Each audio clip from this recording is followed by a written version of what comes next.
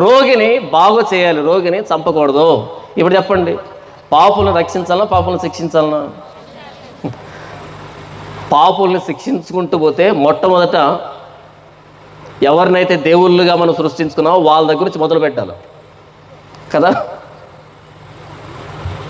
మనం అబద్ధం చెప్పేటప్పుడు భయపడుతూ చెప్తాం,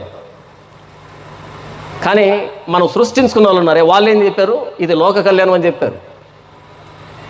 కాబట్టి అక్కడి నుంచి ప్రారంభించాలి.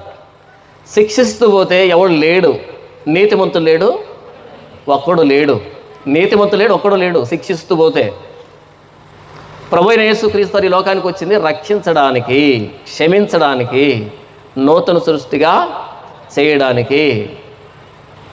ఎందుకు ఇలాంటి ప్రశ్న తలెత్తిందంటే, ఆయన శిక్షించాలి కానీ క్షమించడం ఏంటి, రక్షించడం ఏంటని.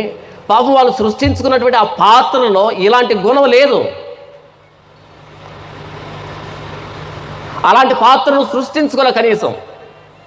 కాబట్టి కొత్తగా వినబడుతుంది సువార్త. ఎందుకు ఈ ప్రపంచానికి సువార్త నచ్చట్లేదంటే అర్థం కావట్లేదు, అది విషయం.